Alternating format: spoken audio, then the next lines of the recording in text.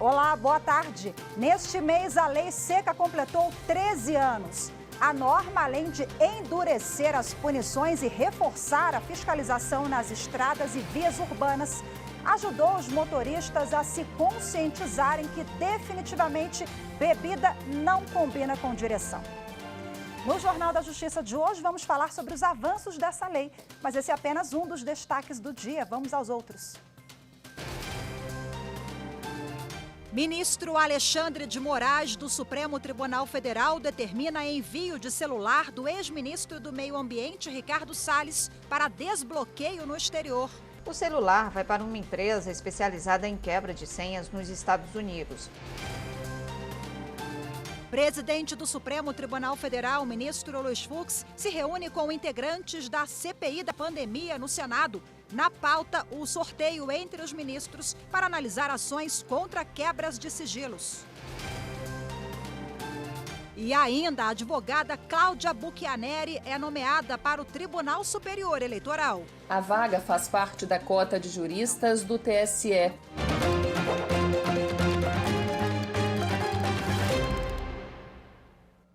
O ministro do Supremo Tribunal Federal, Luiz Roberto Barroso, negou o pedido de liminar feito pelo presidente da República, Jair Bolsonaro, para derrubar lockdowns estaduais em contenção à Covid-19.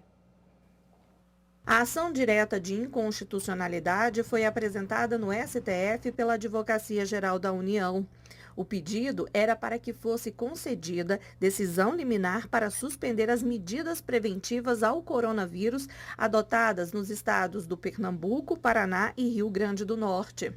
Ao analisar a ação apresentada pela AGU, o ministro Luiz Roberto Barroso explicou que as medidas dos estados estão de acordo com a jurisprudência do STF, no sentido de que a União, os estados e os municípios possuem competência legislativa concorrente para a defesa da saúde. O ministro ressaltou ainda que os decretos para conter o contágio da Covid-19 se basearam em orientação e dados de órgãos técnicos de saúde. São medidas para evitar mortes e sobrecarga no sistema hospitalar. A ação ainda deverá ser apreciada pelo plenário da Corte. O presidente do Supremo Tribunal Federal, ministro Luiz Fux, recebeu no início da noite dessa quarta-feira os presidentes da Câmara, Arthur Lira, e do Senado, Rodrigo Pacheco. Eles conversaram sobre a ação em andamento no STF, que questiona a lei que deu autonomia ao Banco Central. Lira e Pacheco defenderam a importância da autonomia para a economia do país. O ministro Fux informou aos dois que o tribunal vai analisar o tema a partir de amanhã, sexta-feira, no plenário virtual. E ainda nesta quarta-feira, o presidente do Supremo Tribunal Federal, ministro Luiz Fux, também recebeu 3 integrantes da CPI da pandemia no Senado. Os senadores Renan Calheiros, Randolfo Rodrigues e Alessandro Vieira vieram ao Supremo pedir que seja respeitado o sorteio entre os ministros na análise de ações contra quebras de sigilos. Durante as sessões da CPI da pandemia no Senado, os parlamentares têm aprovado várias quebras de sigilos. Uma delas foi de um investigado que já responde a processo no Supremo Tribunal Federal. Na tentativa de evitar a abertura dos sigilos pela comissão, esse investigado apresentou um pedido diretamente ao ministro que é relator do caso dele no STF. Para os senadores da CPI, o procedimento teria ferido o princípio do livre sorteio entre todos os magistrados. A reunião do ministro Luiz Fux com os senadores foi no gabinete da presidência da Corte e durou cerca de 20 minutos. No encontro, os senadores defenderam que, a exemplo de outros casos, o pedido também deveria ser sorteado livremente entre os magistrados, como está previsto no regimento. Pela norma, a exceção é apenas para o ministro Fux, que recebe os processos de competência da presidência, e para o ministro Marco Aurélio, que está perto de se aposentar. O ministro Luiz Fux reiterou que, desde o início da CPI, os pedidos que chegam à corte são sorteados entre todos os ministros, para impedir que as partes escolham quem será o relator do caso. Segundo Fux, o procedimento é necessário para não se ferir a garantia constitucional do juiz natural. Neste sentido, também ontem, o ministro Nunes Marques indeferiu um mandado de segurança que pediu a extensão de decisão contra a quebra de sigilo pela CPI. Nunes Marques determinou a devolução da petição ao interessado. O ministro Alexandre de Moraes, do Supremo Tribunal Federal, autorizou nesta quarta-feira o assessor especial da Presidência da República, Felipe Martins, a ficar em silêncio na CPI da pandemia para não produzir provas contra si mesmo. Moraes estabeleceu, no entanto, que Martins tem o dever legal de se manifestar sobre os fatos, acontecimentos relacionados ao objeto da CPI, ou seja, ações e omissões do governo federal na pandemia e aqueles ligados ao exercício da sua função pública. O depoimento de Felipe Martins à comissão estava previsto para hoje, mas foi adiado e ainda não tem data definida. E o ministro Alexandre de Moraes, do Supremo Tribunal Federal, em outra decisão, determinou o envio de celular do ex-ministro do Meio Ambiente, Ricardo Salles, para desbloqueio nos Estados Unidos. Ricardo Salles foi alvo de mandados de busca e apreensão na Operação Aquanduba em maio deste ano, por suspeita de facilitar a importação de madeira ilegal do Brasil para os Estados Unidos e Europa. A operação foi autorizada pelo ministro do STF, Alexandre de Moraes. Ricardo Salles não entregou o aparelho porque, segundo ele, não foi pedido pelos policiais. O aparelho só foi entregue às autoridades sem as senhas no começo deste mês. Isso tem dificultado a investigação da Polícia Federal. O celular vai para uma empresa especializada em quebra de senhas nos Estados Unidos. Após o desbloqueio, o acesso às informações será feito pelas autoridades brasileiras. O ministro determinou também a entrega imediata de celulares do Ministério do Meio Ambiente e do IBAMA, usados por Salles pelo ex-presidente do IBAMA, Eduardo Bin, e outros investigados. Na decisão, o ministro Alexandre de Moraes afirmou que o desbloqueio é necessário porque Ricardo Salles não colaborou com as investigações ao entregar à Polícia Federal o celular sem as senhas. O ministro também determinou a quebra dos sigilos fiscal e bancário do período entre janeiro de 2018 até maio deste ano, da mãe de Ricardo Salles e do escritório de advocacia que eles são sócios. E daqui a pouco tem sessão plenária no Supremo Tribunal Federal. Quem traz as informações da pauta é a nossa consultora jurídica da TV Justiça, Gisele Reis. Os ministros devem retomar a análise da ação que questiona a regra prevista no Código Tributário Nacional, que prioriza a União na cobrança judicial de créditos da dívida ativa. A legislação estabelece um privilégio tributário ao admitir que a União tem preferência em relação aos estados e estes têm preferência em relação aos municípios na hora de receber os tributos cobrados em ação de execução fiscal. Um dos argumentos lançados para invalidar a regra é que esse modelo prejudica a recuperação de crédito e as contas dos governos locais. Outro ponto alegado é que a norma do Código Tributário cria preferência proibida pela Constituição Federal. Na sessão de hoje, os ministros devem apresentar os votos. Constam ainda duas ações que serão julgadas em conjunto, porque são contra a alteração das regras sobre contribuição previdenciária e cálculo do benefício do segurado da Previdência Social. Elas pedem a inconstitucionalidade da criação do fator previdenciário, que é a conta utilizada para definir a aposentadoria, que leva em consideração o tempo de contribuição e a idade. Outros pontos, como o prazo de carência para receber o salário maternidade e a exigência de apresentação anual do atestado de vacinação obrigatória e comprovação de frequência escolar do filho para o pagamento do salário família, também são apontados como inconstitucionais. Os ministros também podem analisar um recurso extraordinário com repercussão geral reconhecida sobre competência legislativa para definir atribuições da Guarda Municipal. A sessão começa logo mais às 14h e é transmitida ao vivo pela TV Justiça. E o Superior Tribunal de Justiça trancou o inquérito contra autor de outdoors com críticas ao presidente Bolsonaro no Tocantins.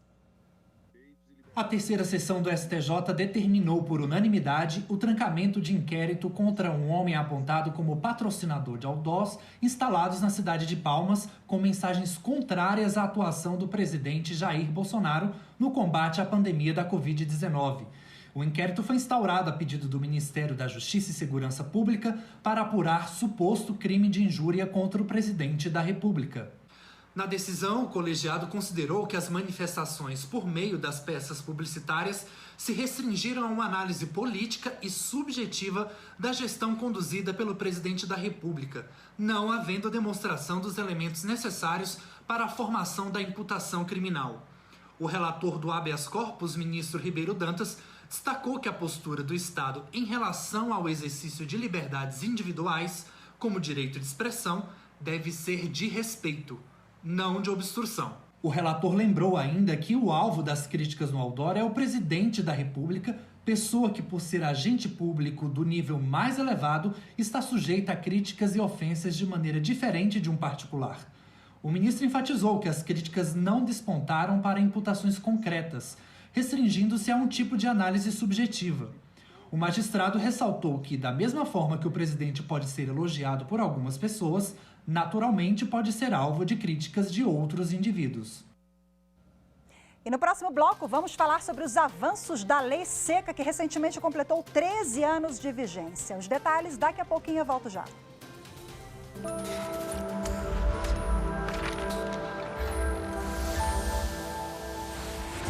A Constituição, como lei fundamental do Estado, é de extrema importância para todos, pois além de definir os fundamentos e os objetivos da República, ela funciona como uma espécie de certificado de garantia para que o cidadão possa se valer de direitos fundamentais, como o direito à vida, o direito à igualdade e o direito de liberdade.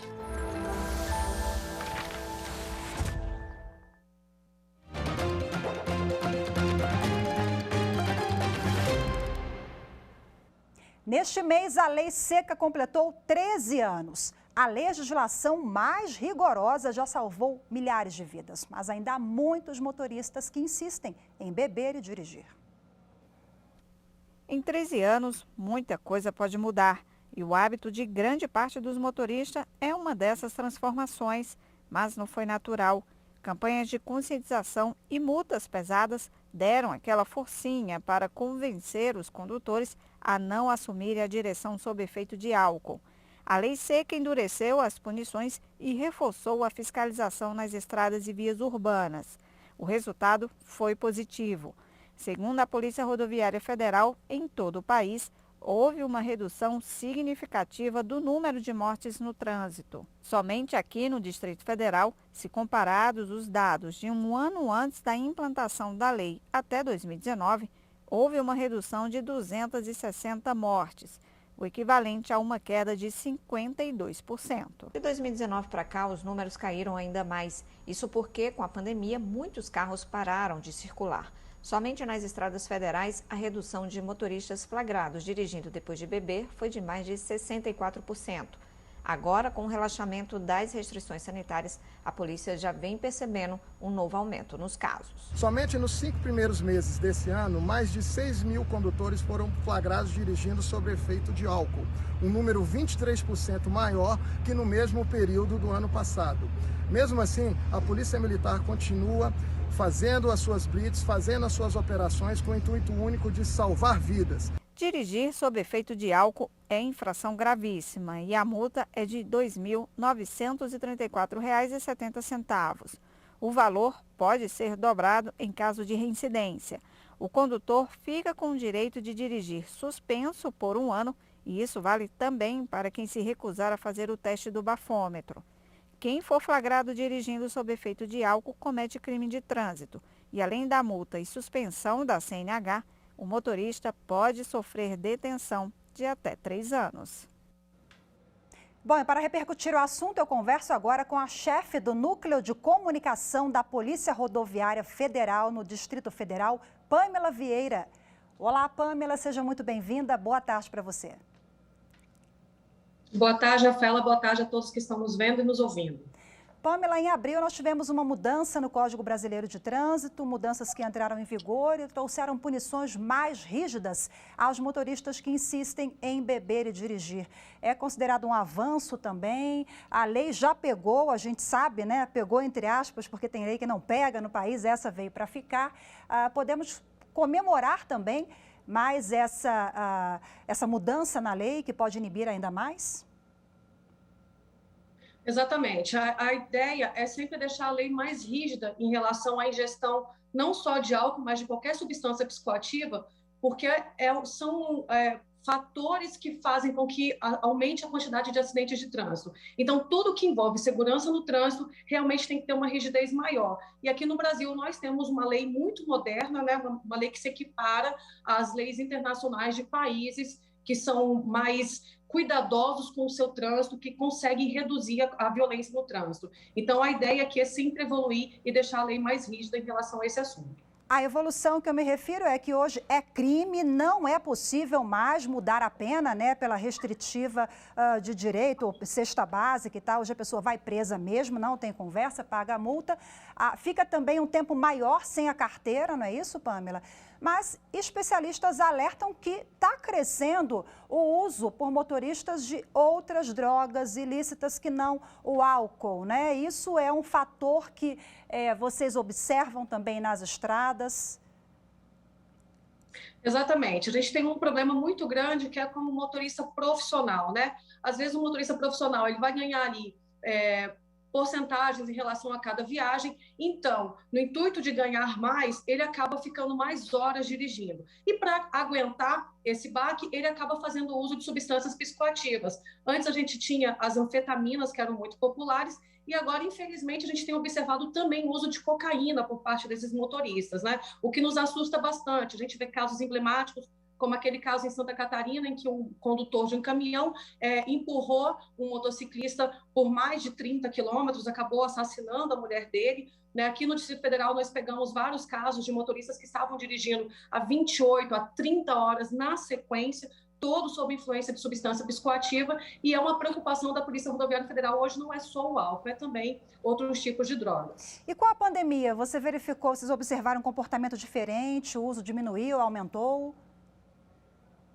O que a gente observa é que realmente a quantidade de pessoas dirigindo sob influência de álcool diminuiu porque não teve mais tantas festas, os bares estavam fechados em vários estados do país, então houve medidas restritivas sanitárias e isso fez com que diminuísse. Entretanto, muitos condutores passaram a fazer o uso desse tipo de substância em chácaras, em locais mais rurais, e depois insistiam em sair e dirigir sob influência de álcool. Então, mesmo com a pandemia, muitos flagrantes aconteceram nas rodovias federais que cortam o país. Aqui no Distrito Federal, eu cito emblemática a BR-070, que é uma rodovia que tem muitas chácaras ali ao seu redor, e a quantidade de flagrantes aqui, infelizmente, ainda foi muito grande, mesmo com a pandemia.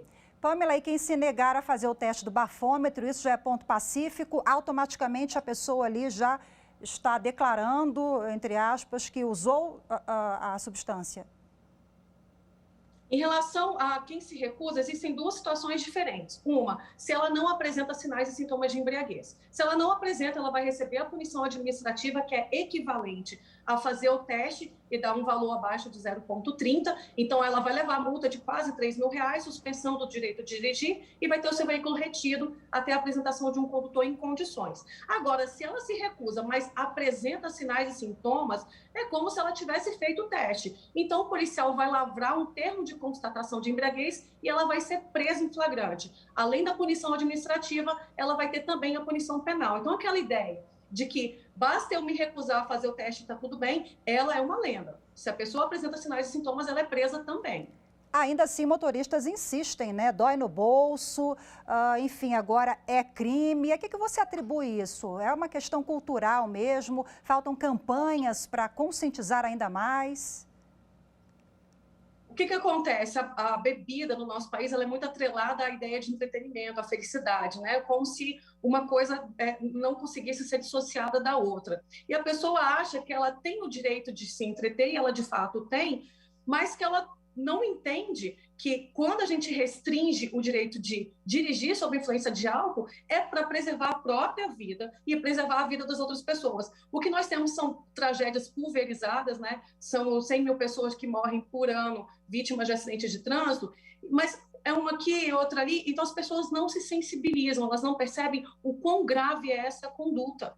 né? E não percebem também que os acidentes de trânsito impactam, inclusive, no tratamento no SUS, né? Porque cerca de 50% dos leitos do SUS são ocupados por vítimas de acidentes de trânsito. Então, você fica doente, vai no hospital e está difícil de ser atendido, por quê? Porque o SUS está sobrecarregado também por conta do acidente. Então, as consequências sociais são muito grandes e as pessoas não entendem por uma questão mesmo de cultura, né? De achar que a bebida está atrelada à felicidade e que aí a pessoa pode sair por aí dirigindo sob influência de álcool, que está tudo bem. Excelente reflexão para a gente terminar a entrevista. Agradeço demais a sua participação. Pamela Vieira, chefe da comunicação da PRF aqui do DF. Muito obrigada, ótima tarde para você.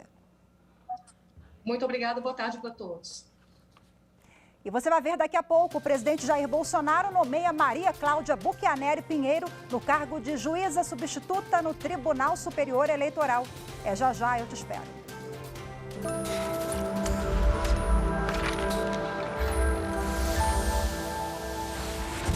A Constituição de 1988 merece destaque principalmente por ter trazido grandes inovações e garantias aos cidadãos. Um dos principais pontos da Constituição Federal é justamente o acesso à educação como garantia do Estado aos seus cidadãos.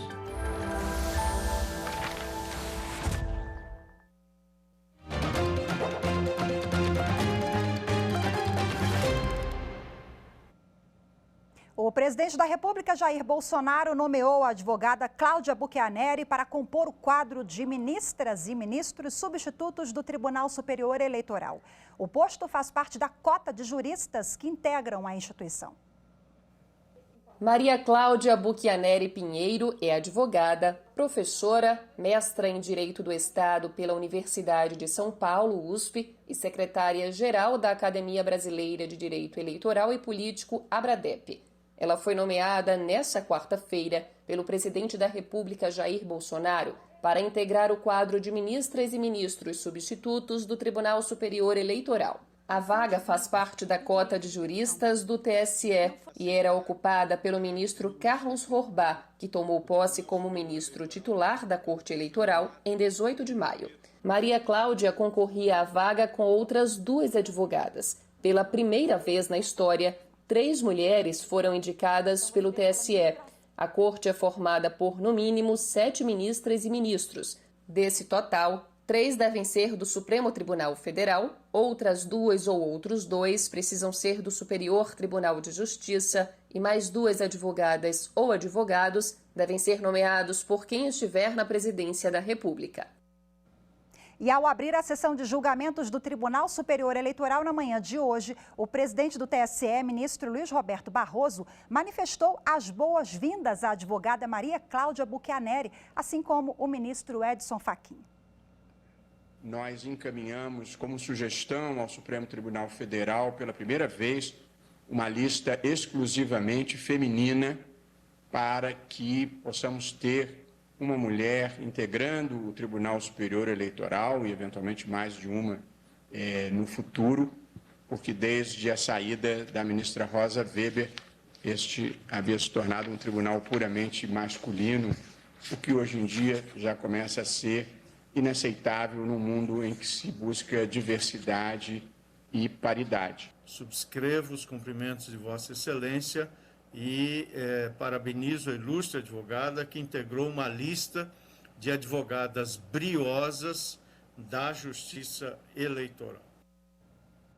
Reserva legal consolidada antes do Código Florestal de 2012 deve ter registro no cartório de imóveis. O entendimento é da primeira turma do Superior Tribunal de Justiça. Os ministros da primeira turma do STJ decidiram que o registro da área de reserva legal, constituída em propriedade rural antes da entrada em vigor do atual Código Florestal, deve ser feito em cartório de imóveis, nos termos da legislação ambiental anterior. O recurso especial foi interposto pelo Ministério Público de São Paulo contra 2 proprietárias de um imóvel rural que não cumpriram a regra de destinar o mínimo de 20% da área para a composição da reserva legal. Em primeira instância, elas foram condenadas a demarcar a reserva legal com base nos percentuais estabelecidos pelo Código Florestal de 2012, sob pena de multa diária de R$ 500. Mas o Tribunal de Justiça de São Paulo acolheu parcialmente o recurso das proprietárias e considerou suficiente a inscrição da área protegida no Cadastro Ambiental Rural, como havia sido determinado na sentença. No julgamento no STJ, o voto que prevaleceu foi o do ministro Benedito Gonçalves. Ele defendeu que a reserva legal na propriedade deve ser feita no cartório de registro de imóveis, no qual consta o registro do imóvel rural, pois o caso julgado é anterior à vigência do novo Código Florestal. A primeira turma do STJ deu, então, parcial provimento ao recurso especial do Ministério Público para afastar a incidência do Código Florestal de 2012, com exceção do seu artigo 66, em razão de sua expressa natureza retroativa e determinar a averbação da reserva legal no cartório de imóveis. Na hora de comprar veículos com isenção do IPI, o Imposto sobre Produtos Industrializados, a legislação enumera que estão contempladas com a isenção pessoas com deficiência física, visual, mental, severa e autistas, diretamente ou por intermédio de representante legal. Bom, esse grupo não precisa comprovar que o carro a ser comprado esteja adaptado ou demonstrar que tem qualquer restrição na carteira de habilitação. Esse entendimento foi consolidado pela Justiça Federal. A Justiça Federal já se manifestou no sentido de que, para obter a isenção do IPI, o interessado não precisa demonstrar que o veículo a ser adquirido encontra-se adaptado para ele, nem que conste da sua carteira nacional de habilitação alguma restrição ou registro da condição de pessoa com deficiência. Essas condições não encontram respaldo na Lei 8.989, de 95, que trata da isenção do IPI. Na avaliação do advogado André de Campos, a consolidação desta jurisprudência no TRF da Primeira Região e na Turma Nacional de Uniformização dos Juizados Especiais Federais pode ajudar a desburocratizar a aquisição de veículos por pessoas com deficiência. A Associação dos Deficientes Físicos do Estado de Goiás avalia como um avanço no entendimento quanto à não necessidade de restrição na Carteira Nacional de Habilitação da pessoa com deficiência para que essa possa gozar do benefício de isenção do IPI na compra de veículos novos. E hoje ficamos por aqui. Muito obrigada pela sua companhia. Uma ótima tarde para você. Até amanhã. Tchau, tchau.